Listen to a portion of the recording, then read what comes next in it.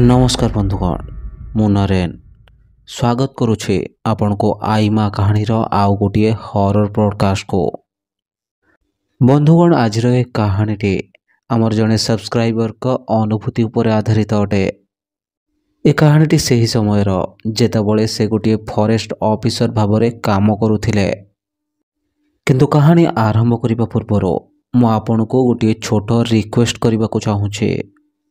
बंधुगण जदि आपण मो चैनल को नुआ आसी आपण को मो कहानी गुड़िक भल लगुचे तेबे मोर चैनल टी को सब्सक्राइब कर दियंतो। एबे चलंतु बढ़िबा आजिर कहानी आड़ को। कहते जे सुनसान जगार भूत प्रेत मानकर बास थाए, किंतु गोटे समय पर्यंत मु मध्य ए भूत प्रेत उपरे विश्वास करू नथिले, किंतु एबे करूछे।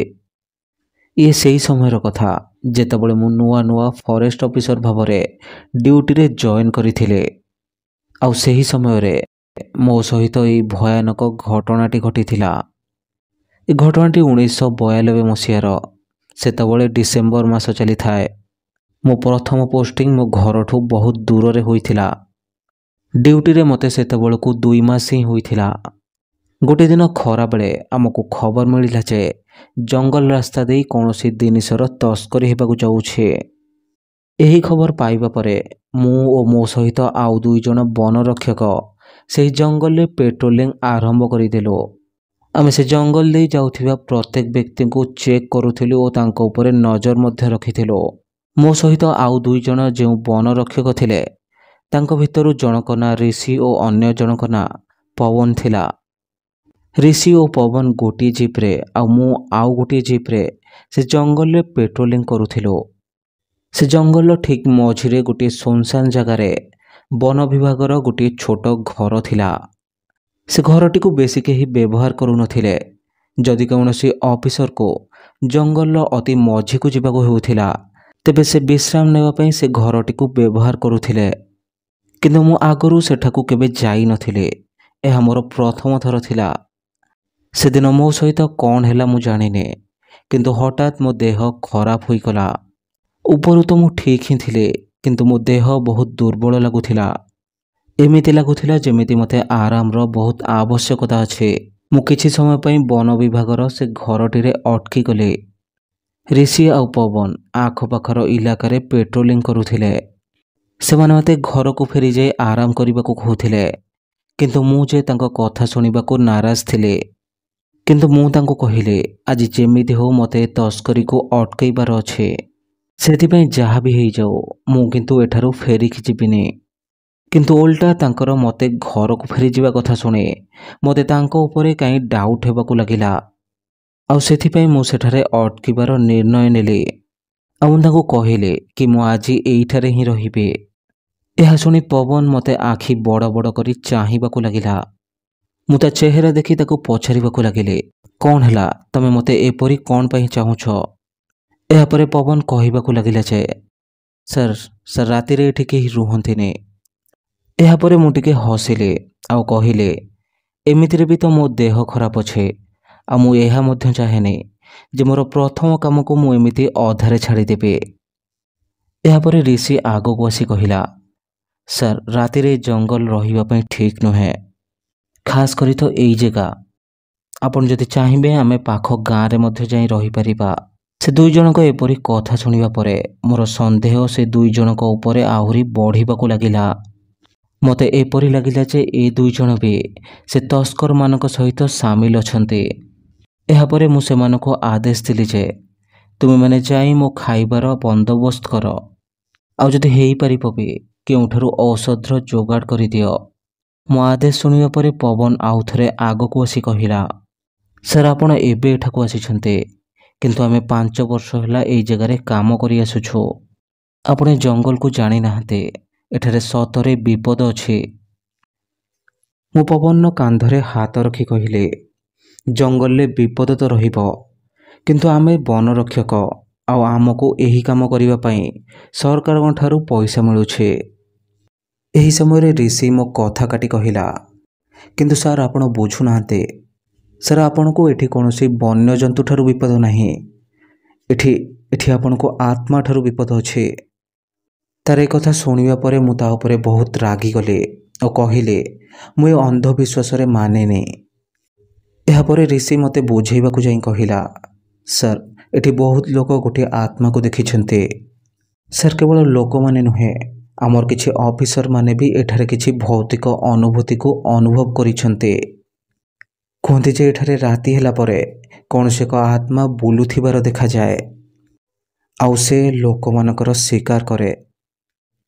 ସେ ଦୁଇ ଜଣଙ୍କ କଥା ଶୁଣିବା ପରେ ମୋ ରାଗ ଆହୁରି ବଢ଼ିଗଲା। ମୁଁ ଶେଷ ଥର ପାଇଁ ଗୋଟିଏ ପ୍ରଶ୍ନ ତାଙ୍କୁ ପଚାରିଲି, କ'ଣ ତୁମେମାନେ ସେ ଆତ୍ମାକୁ ଦେଖିଛ? ସେ ଦୁଇ ଜଣ ନାଁରେ ନିଜ ମୁଣ୍ଡ ହଲାଇଲେ। ତାହେଲେ ଠିକ୍ ଅଛି, ତୁମେ ଦୁଇ ଜଣ ମଧ୍ୟ ମୋ ସହିତ ଆଜି ଏଠାରେ ରହିବ। ଯେପର୍ଯ୍ୟନ୍ତ ଆମେମାନେ ସେ ଆତ୍ମାକୁ ନ ଦେଖିଦେଇଛେ ସେ ପର୍ଯ୍ୟନ୍ତ ଆମେମାନେ କୁଆଡ଼େ ବି ଯିବାନି। ମୋ କଥା ଶୁଣିବା ପରେ ସେ ଦୁଇ ଜଣ ବହୁତ ଡରିଗଲେ ଆଉ ମୋ କଥାକୁ ଟାଳିବାକୁ ଲାଗିଲେ ଆଉ ଘରକୁ ଯିବାକୁ ବାହାନା କରିବାକୁ ଲାଗିଲେ। ଏହାପରେ ମୁଁ ତାଙ୍କୁ ବୁଝେଇବାକୁ ଚେଷ୍ଟା କଲି। କହିଲି, ଦେଖ, କଥାକୁ ବୁଝିବାକୁ ଚେଷ୍ଟା କର। ଏସବୁ ମିଛ କାହାଣୀ ଏଠାକାର ଗୁଣ୍ଡା ଓ ତସ୍କରମାନେ ହିଁ ଗଢ଼ିଛନ୍ତି, ଯାହାଦ୍ୱାରା ଲୋକମାନେ ଡରିକି ଏ ଜଙ୍ଗଲକୁ ଆସିବେନି ଆଉ ତାଙ୍କ କାମରେ କୌଣସି ବାଧା ମଧ୍ୟ ଉତ୍ପନ୍ନ ହେବନି। ଆଉ ତୁମେ ଦୁଇ ଜଣ ଯଦି ଏଠାରେ ରହିବାକୁ ଚାହୁଁନ ତେବେ ନ ରୁହ, କିନ୍ତୁ ତୁମକୁ ଯେଉଁ କାମ କହିଲେ ସେ କାମ କରିଦେଇ ଚାଲିଯାଅ। ମୋ କଥା ଶୁଣି ସେମାନେ କିଛି ସମୟ ପାଇଁ ଚୁପ୍ ହୋଇଗଲେ। ଏହାପରେ ନିଜ ଭିତରେ କଥା ହୋଇ ହୋଇ ସେମାନେ ବାହାରକୁ ଆସିଗଲେ। ଏହାର କିଛି ସମୟ ପରେ ମୋତେ ଗାଡ଼ିର ଶବ୍ଦ ଶୁଭିବାକୁ ଲାଗିଲା। ତାହା ଜାଣି ମୁଁ ବୁଝି ସାରିଥିଲି ଯେ ସେମାନେ ଏଠାରୁ ଚାଲି ଯାଇଛନ୍ତି। ମୁଁ ସେ ଘରଟିକୁ ଭଲସେ ଦେଖିଲି। ସେ ଘରେ କିଛି ମଦ ବୋତଲ ଆଉ କିଛି କାଚ ଗ୍ଲାସ ତଳେ ପଡ଼ିଥିଲା। ସେଠାରେ କିଛି ଜିନିଷ ପଡ଼ିଥିଲା, କିନ୍ତୁ ତାହା ଏତେ ଦରକାରୀ ନଥିଲା। ସେ ଘରର ଗୋଟିଏ କାନ୍ଥରେ ସେ ଜଙ୍ଗଲର ନକ୍ସା ବନା ହୋଇଥିଲା। ମୁଁ ସେ ନକ୍ସା ପାଖକୁ ଯାଇ ସେ ନକ୍ସାରେ ସେ ଘରଟିକୁ ଖୋଜିବାକୁ ଲାଗିଲି। ସେ ନକ୍ସାରେ ସେ ଘର ପଛରେ ଗୋଟିଏ ନୀଳ ରଙ୍ଗର ଲାଇନ୍ ଟଣା ହୋଇଥିଲା ଆଉ ତା ମାନେ ଏହା ଥିଲା ଯେ ସେ ଘର ପଛରେ ଗୋଟିଏ ନଦୀ ବହି ଯାଇଥିଲା। ସେ ଘରର ପଛପଟେ ଗୋଟିଏ ଝରକା ଥିଲା। ମୁଁ ସେ ଝରକାର କବାଟ ଖୋଲିଲି। ପଛପଟେ କେବଳ ଘଞ୍ଚ ଜଙ୍ଗଲ ହିଁ ଥିଲା। ବର୍ତ୍ତମାନ ରାତି ହେବା ପାଇଁ କିଛି ଟାଇମ୍ ଥିଲା, ତେଣୁ ମୁଁ ଆଖପାଖର ଦୃଶ୍ୟ ଦେଖିବା ପାଇଁ ସେ ଘରୁ ବାହାରକୁ ଚାଲି ଆସିଲି। ଯେହେତୁ ସେ ସମୟ ଶୀତ ଦିନର ଥିଲା, ତେଣୁ ସନ୍ଧ୍ୟା ହେବା ସହିତ ଧୀରେ ଧୀରେ ଶୀତ ମଧ୍ୟ ବଢ଼ିବାକୁ ଲାଗିଥିଲା। ପାଖରେ ଥିବା ସେ ନଦୀଟିକୁ ଦେଖିବା ପାଇଁ ମୁଁ ସେ ଘର ପଛପଟକୁ ଚାଲିଗଲି। ସେ ଘରର ପଛପଟଟି ବହୁତ ଜଙ୍ଗଲିଆ ଥିଲା ଆଉ ତା ସହିତ ସେଠାରେ ଏକ ପ୍ରକାରର ଶାନ୍ତି ଥିଲା। ସେ ଜାଗାରେ ଏପରି ଲାଗୁଥିଲା ଯେପରି ସେଠାରେ କୌଣସି ଜୀବଜନ୍ତୁ ନଥିଲେ। ମୁଁ ସେ ଜଙ୍ଗଲ ମଝି ଦେଇ ଆଗକୁ ବଢ଼ିବାକୁ ଲାଗିଲି। ଏହା ସତ ଥିଲା ଯେ ସେ ଜାଗାକୁ ମୁଁ ପ୍ରଥମ ଥର ଆସୁଥିଲି ଆଉ ସେ ଜାଗା ବିଷୟରେ ମୋତେ କିଛି ଜଣା ନଥିଲା। ଏଇ କିଛି 200-300 ମିଟର ଆଗକୁ ବଢ଼ିବା ପରେ ମୋତେ ଗୋଟିଏ ଢଳାଣିଆ ଜାଗା ଦେଖିବାକୁ ମିଳିଲା। ମୁଁ ସେଠାରୁ ତଳକୁ ଗଡ଼ିବା ପରେ ମୋତେ ସେଠାରେ ନଦୀ ଦେଖିବାକୁ ମିଳିଲା। ସେ ନଦୀଟି ଏକଦମ ଶାନ୍ତ ଥିଲା। ସେ ନଦୀ ପାଖରେ ଥିବା ଗଛମାନଙ୍କରେ ରହୁଥିବା ପକ୍ଷୀମାନଙ୍କର ଆୱାଜ ମଧ୍ୟ ଆସୁଥିଲା। ଏହି ସମୟରେ ମୁଁ ଦେଖିବାକୁ ପାଇଲି ସମସ୍ତ ପକ୍ଷୀ ନିଜ ବସାକୁ ଫେରୁଥିଲେ।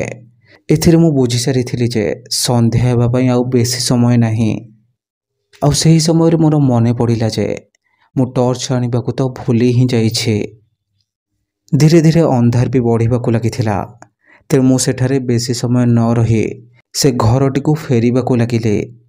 ସେ ଘର ଭିତରକୁ ଯାଇ ମୁଁ କବାଟଟି ବନ୍ଦ କରିଦେଲି ଆଉ କେବଳ ପଛ ଝରକାଟି ହିଁ ଖୋଲା ରଖିଥିଲି। ଏବେ ଧୀରେ ଧୀରେ ମୋ ଶରୀରରେ ଯନ୍ତ୍ରଣା ବଢ଼ିବାକୁ ଲାଗିଥିଲା। ସେଠାରେ ପଡ଼ିଥିବା ଗୋଟିଏ ଚେୟାରକୁ ମୁଁ ସଫା କଲି ଆଉ ତାକୁ ନେଇ ସେ ଝରକା ଆଡ଼କୁ ପିଠି କରି ସେଠାରେ ବସି ପଡ଼ିଲି। ବାହାରର ଥଣ୍ଡା ପବନ ଝରକା ଦେଇ ଭିତରକୁ ଆସୁଥିଲା। ସେଠି ବସିବାର କିଛି ସମୟ ପରେ ମୋତେ ଏପରି ଲାଗିଲା ଯେମିତି ଝରକା ପାଖରେ ମୋ ପଛପଟେ କେହି ଜଣେ ଛିଡ଼ା ହୋଇଛି। ମୁଁ ଧୀରେ ସେ ପଛରୁ ଆସୁଥିବା ଆୱାଜକୁ ଶୁଣିବା ପାଇଁ ଚେଷ୍ଟା କଲି। ଏମିତି ଲାଗିଲା ଯେମିତି ମୋ ପଛରେ କେହି ଛିଡ଼ା ହୋଇ ଜୋର ଜୋରରେ ନିଶ୍ୱାସ ନେଉଛି। ଖାଲି ସେତିକି ନୁହେଁ, ସେ ଗରମ ନିଶ୍ୱାସକୁ ମୋ ବେକର ପଛ ଭାଗରେ ଅନୁଭବ କରିପାରୁଥିଲି। ହଠାତ୍ ମୁଁ ମୋ ବନ୍ଧୁକଟିକୁ ଧରିନେଲି ଆଉ ପଛକୁ ବୁଲି ଦେଖିଲି, କିନ୍ତୁ ପଛରେ ମୋତେ କେହି ବି ଦେଖାଗଲେନି। ମୁଁ ଉଠି ପଡ଼ି ଝରକା ବାଟେ ବାହାରକୁ ଦେଖିବାକୁ ଚେଷ୍ଟା କଲି, କିନ୍ତୁ ମୋତେ ଦୂର ପର୍ଯ୍ୟନ୍ତ କେହି ବି ଦେଖାଗଲେନି। ସେତେବେଳକୁ ଏତେ ଅନ୍ଧାର ତ ହୋଇନଥିଲା, କିନ୍ତୁ ସୂର୍ଯ୍ୟ ସମ୍ପୂର୍ଣ୍ଣ ଭାବରେ ବୁଡ଼ି ସାରିଥିଲା। ମୁଁ ସେଠାରୁ ମୋ ନଜର ହଟଉ ହିଁ ଥିଲେ, ଏହି ସମୟରେ ସେ ଗଛ ମୂଳରେ ମୋତେ ଗୋଟିଏ ମଣିଷ ଆକୃତିର ଛାଇ ଦେଖିବାକୁ ମିଳିଲା। ମୁଁ ମୋ ପାଖରେ ପଡ଼ିଥିବା ଟର୍ଚ୍ଚଟିକୁ ଉଠାଇଲି, ଆଉ ସେ ଛାଇ ଦେଖାଯାଉଥିବା ଦିଗରେ ମାରିବାକୁ ଲାଗିଲେ। କିନ୍ତୁ ବର୍ତ୍ତମାନ ସବୁକିଛି ନର୍ମାଲ ଥିଲା। ମୁଁ ବହୁତ ସମୟ ସେହିପରି ସେ ଜାଗାକୁ ଟର୍ଚ୍ଚ ମାରି ଚାହିଁ ରହିଲି, କାଳେ ମୋତେ ସେଠାରେ କୌଣସି ହଲଚଲ ଦେଖିବାକୁ ମିଳିବ। ମୁଁ ସେହିପରି ବହୁତ ସମୟ ସେ ଜାଗାକୁ ଚାହିଁ ରହିଲି, କିନ୍ତୁ ମୋତେ ସେଠାରେ କୌଣସି ବି ହଲଚଲ ଦେଖିବାକୁ ମିଳିଲାନି। ଏହାପରେ ମୁଁ ସେ ଚୌକିକୁ ବୁଲାଇ ଝରକା ପଟକୁ ମୁହଁ କରି ବସିଗଲି। ଏହି ସମୟରେ ମୋତେ ବାହାରୁ ଗାଡ଼ିର ଶବ୍ଦ ଆସିବାକୁ ଲାଗିଲା। ପ୍ରାୟ 1 ଘଣ୍ଟା ପରେ ପବନ ଆଉ ଋଷି ପୁନର୍ବାର ସେ ଜାଗାକୁ ଫେରିଥିଲେ। ସେମାନେ ଆସିଲା ବେଳକୁ ପୁରା ଜଙ୍ଗଲ ଅନ୍ଧାରରେ ବୁଡ଼ି ସାରିଥିଲା।